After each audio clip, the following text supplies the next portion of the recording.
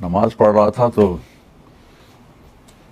سامنے یہ سارا منظر تھا اب 2 دن سے، تو مجھے ابھی اچانک یاد آیا کہ میں آپ کو بتاؤں کہ اس جگہ کے ساتھ کیا ہونے والا ہے۔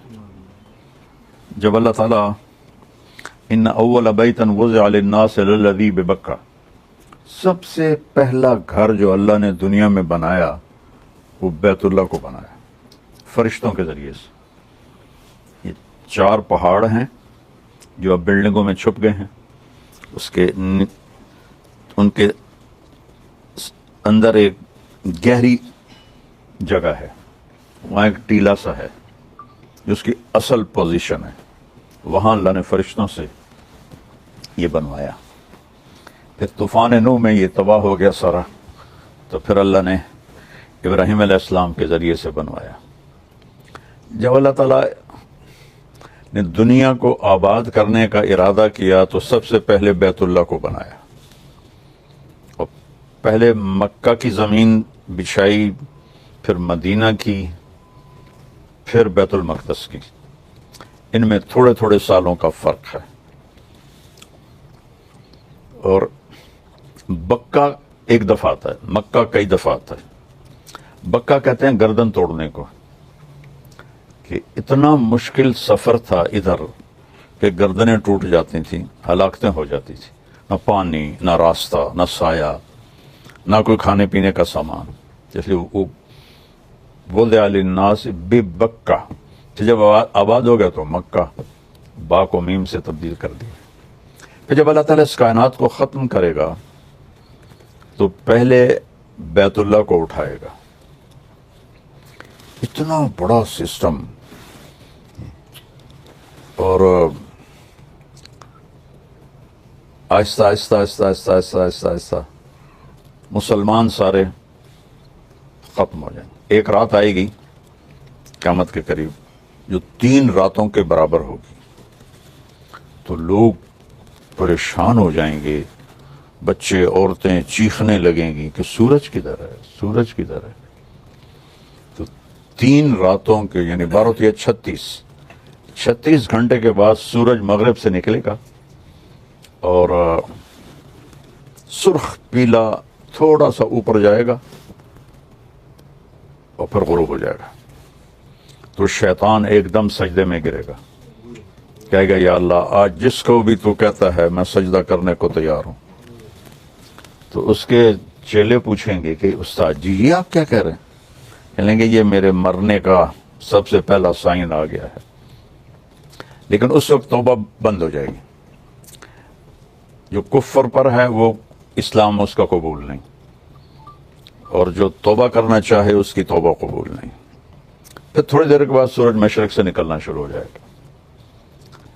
اس واقعے کے کچھ عرصے کے بعد صفا پہاڑ جہاں ہم صحیح کرتے ہیں، حالانکہ وہ چھپ چکا ہے، تو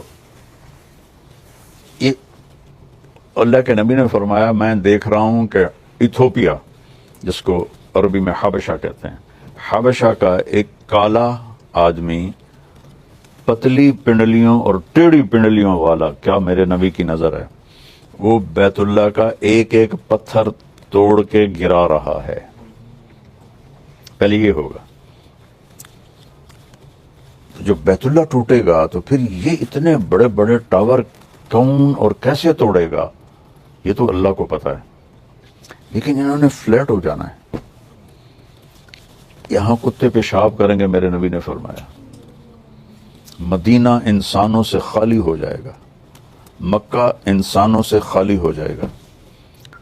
گزرنے والے قافلے کہیں گے یار لگتا ہے یہاں کبھی آبادی ہوگی۔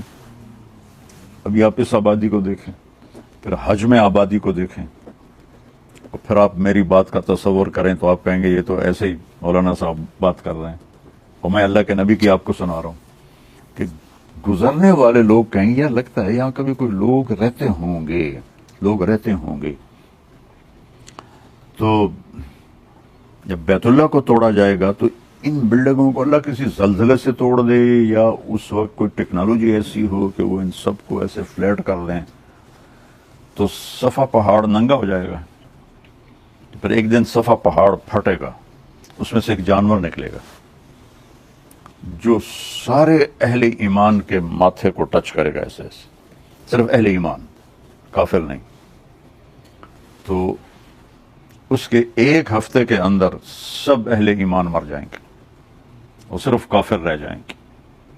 جانوروں کی طرح یتہارجون تہارج البہائم، وہ سڑکوں پہ اس طرح فحاشی کریں گے جیسے جانور فحاشی کرتے ہیں. تو پھر اللہ اس سارے نظام کو زیرو کر دے گا. آپ کو حیرت نہیں ہو رہی؟ اتنا بڑا سسٹم ہے آپ کا، ایک پتھر نہیں ہے. کون سی طاقتیں آئیں گی جو سب کو فنا کر دیں گی؟ قیامت جب تک ایک آدمی کلمہ پڑھنے والا موجود ہے قیامت نہیں آئے گی. بلکہ کلمہ بھی نہیں، آپ نے کہا اللہ کہنے والا جب تک ایک بھی موجود ہوگا قیامت نہیں آئے گی.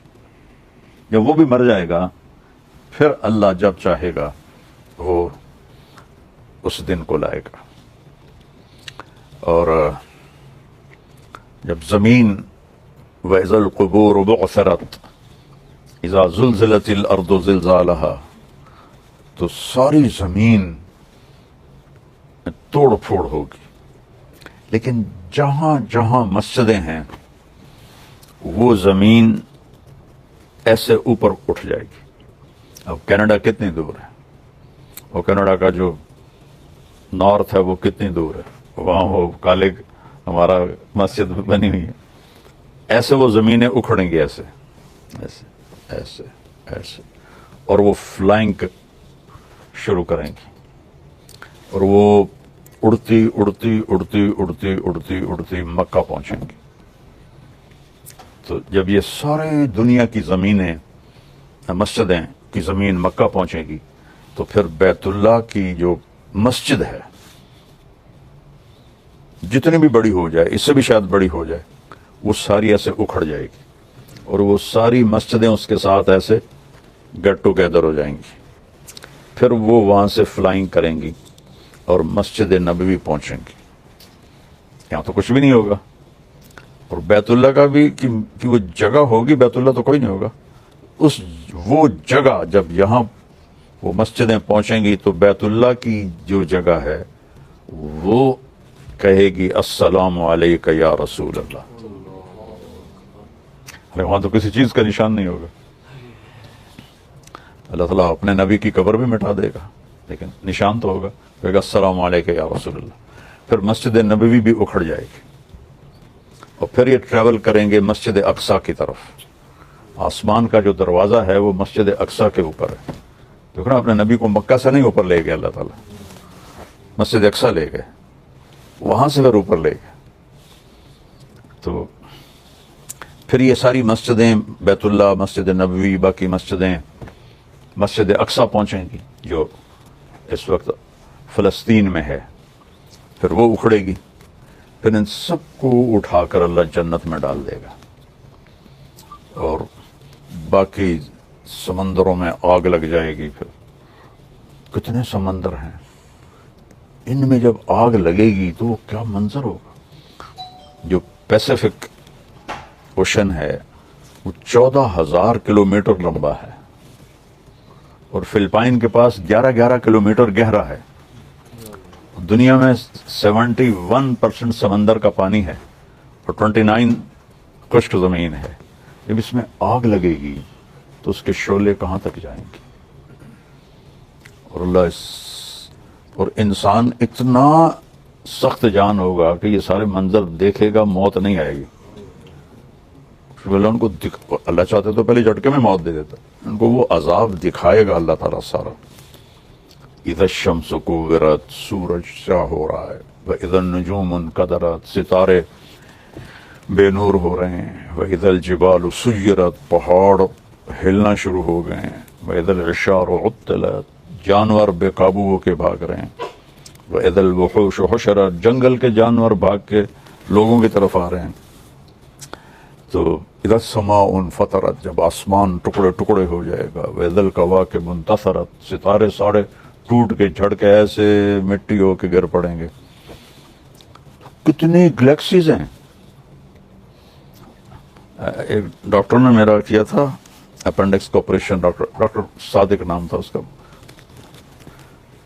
بہت نیک نمازی تھے. تو بلال مسجد فیصل آباد میں نماز پڑھا کرتے تھے، میں وہاں تبلیغی مرکز جاتا تھا، وہ میرے بیان بھی سنتے تھے.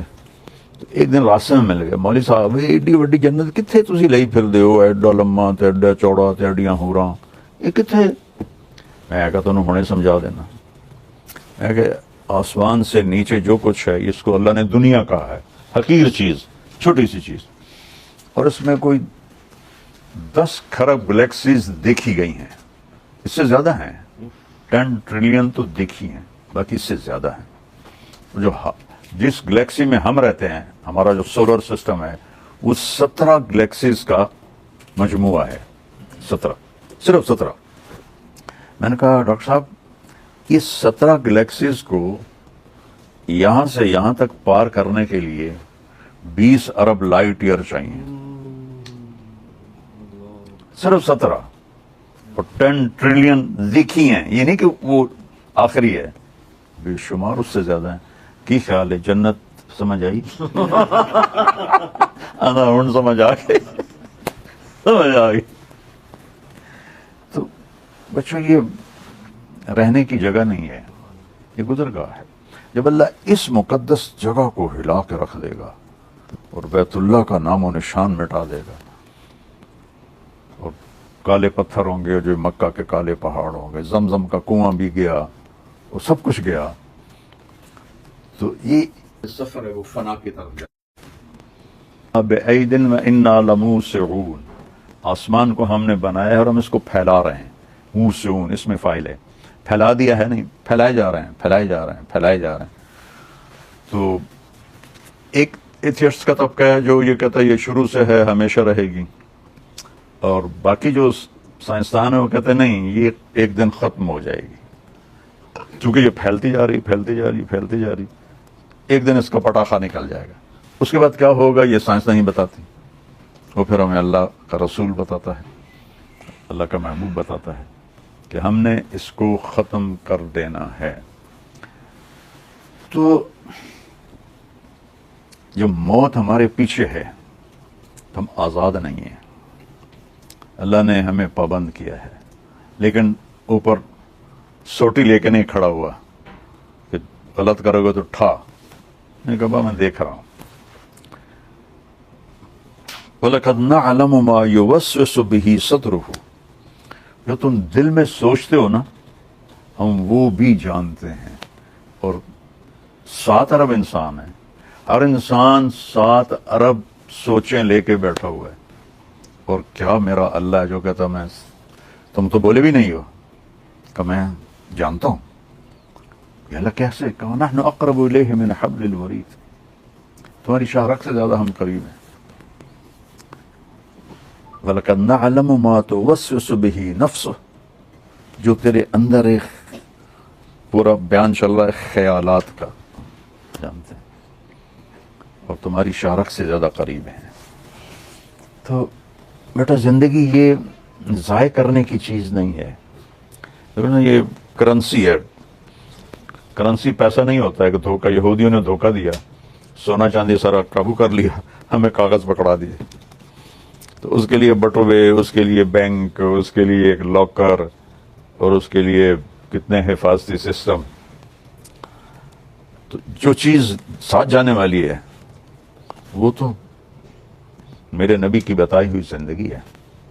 تو آج میں ایسی بیٹھا تھا تو مجھے سورہ حج کی آخری آیت میں ایک پورا جامع پروگرام اللہ نے سمجھایا کہ سورہ حج کا ایک چھوٹا سا پورشن ہے، یا ایھا الذین آمنوا ارکعوا واسجدوا واعبدوا ربکم وافعلوا الخیر لعلکم تفلحون.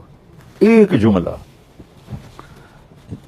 6000 سے اوپر آیا تھا، اور یہ ایک آیت ہے، اور اس کو ایسے اللہ نے سمیٹ کے آگے رکھ دیا. اے ایمان والو تمہیں بریف کر دوں، رکوع کرو.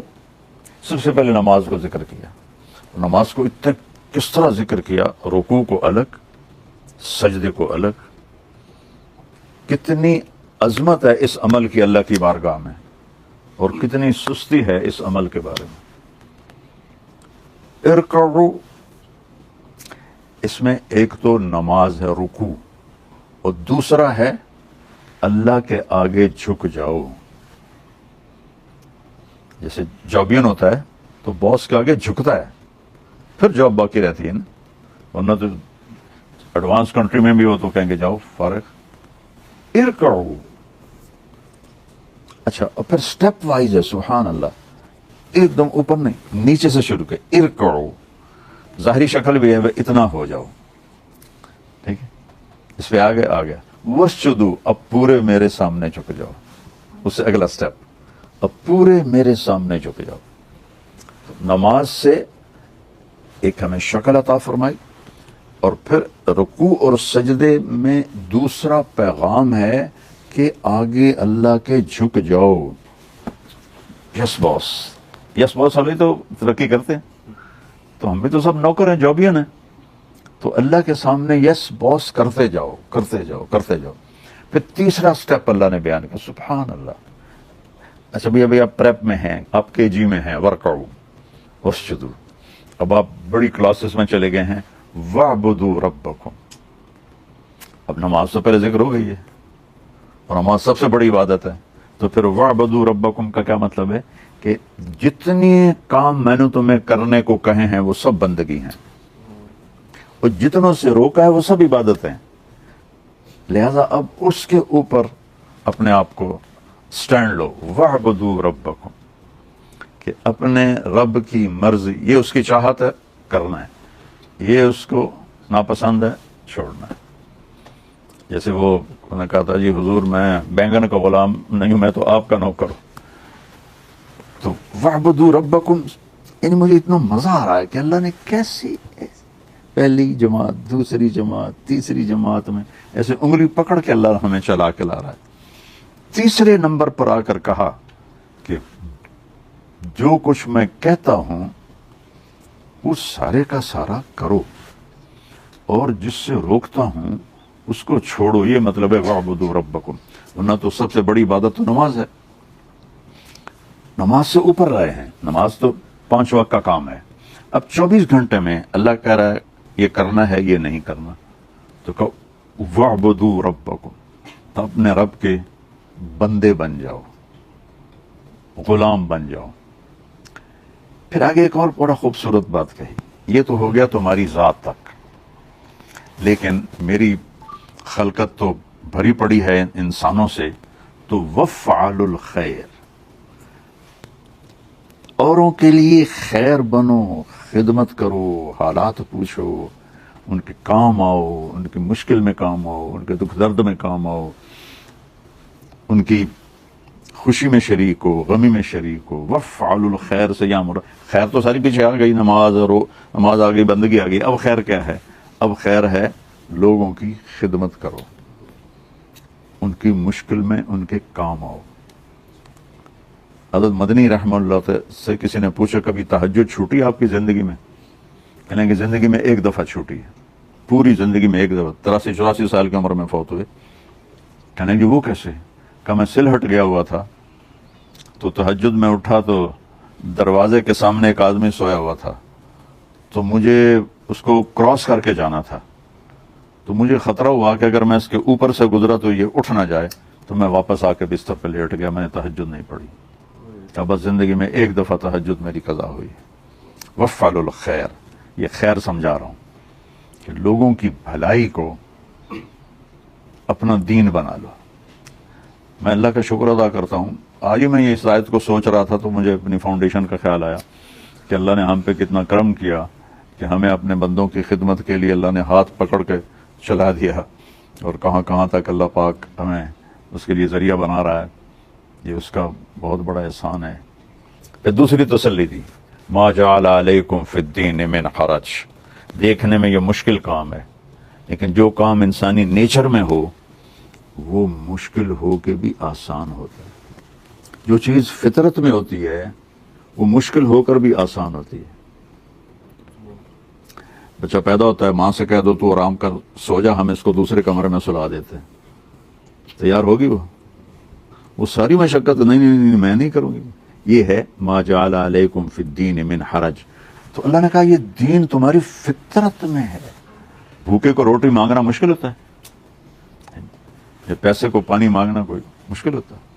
کوئی مسئلہ نہیں ہوتا. تو اس لیے کہا اتنا بہت بڑا تسلی کا لفظ ہے ما جعل علیکم فی الدین من حرج. اور میں نے اس میں مشکل ہے لیکن تمہاری نیچر میں ہے.